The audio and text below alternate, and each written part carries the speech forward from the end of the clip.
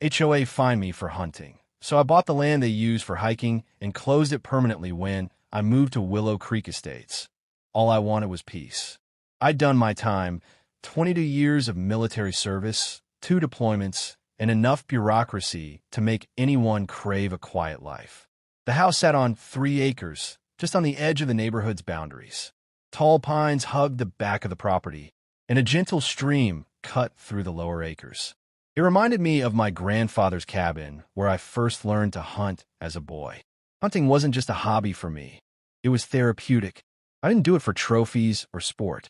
I processed everything myself, filled my freezer with venison, wild turkey, and rabbit, and shared extra meat with the local food pantry. I followed all the state's hunting laws, made sure to keep my range safe, and even posted signs to warn hikers to stay out during hunting season. My land was fenced, marked, and mine, or so I thought. About 3 months after moving in, I got the first letter, a $500 fine from the HOA, engaging in dangerous activity in a residential area. It was signed by one Judith Pickens, the HOA president. Apparently, one of her hiking group members had seen me returning from the woods in full camo, carrying a crossbow, and decided that was threatening. I called the HOA office to clarify the situation. They told me all neighborhood land must comply with HOA standards, including prohibiting activities that pose a potential safety hazard. I told them I was within my legal rights. They said the HOA had its own bylaws, and I had agreed to them by buying the property. I reviewed the paperwork. They were technically right. Buried in the fine print of my purchase agreement was a clause about community standards applying even to perimeter properties. Still, I appealed. I provided documentation, my hunting license, proof that I was outside the common area, and that the trails weren't even officially mapped. The response? Your appeal has been denied. Fine.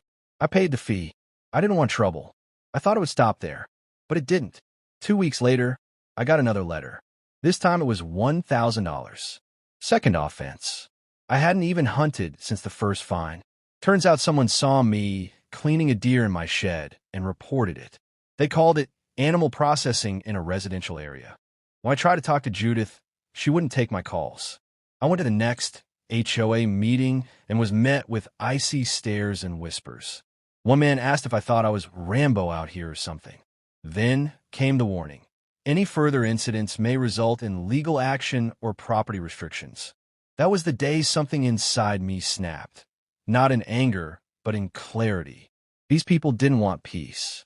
They wanted control, and they'd chosen the wrong man to mess with. Over the next few weeks, I started doing research. I learned that the HOA didn't actually own the wooded area behind my land where everyone liked to hike. The trails have been cut by residents over the years, winding through a beautiful 40-acre stretch of forest. Everyone treated it like a park, but it wasn't. It was unincorporated, privately owned land. So I went to the county office and pulled the deed records. The land had belonged to a timber company decades ago, but had recently gone up for auction. No one from the HOA even noticed. I did. I bought it all. 40 acres. Every trail. Every rock and ridge they loved. Mine. I waited until hunting season came back around. I set up signs every few yards around the perimeter of the hiking trails. Private property, no trespassing. Violators will be prosecuted.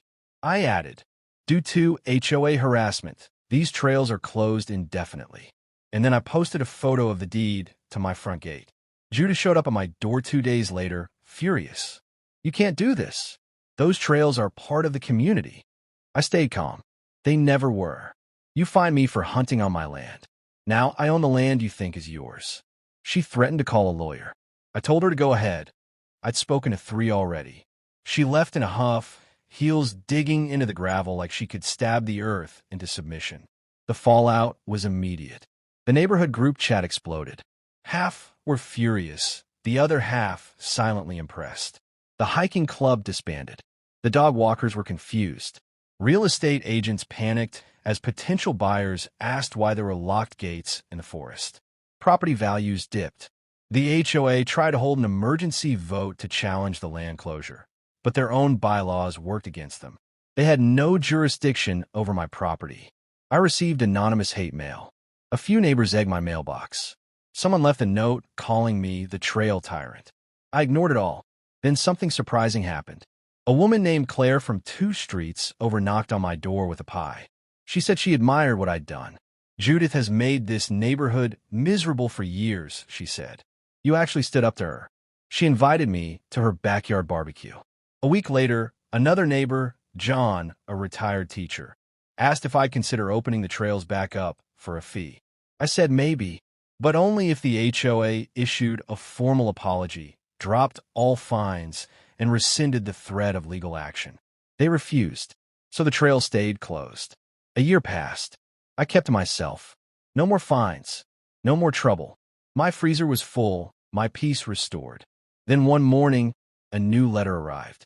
This time, it wasn't from the HOA. It was from a lawyer representing a developer. They were interested in the land, offering double what I paid. I declined. The letter came again, this time with a bigger number. I declined again. Later that month, Judith resigned. The HOA held elections. Claire was nominated president and won by a landslide. She came by a week later.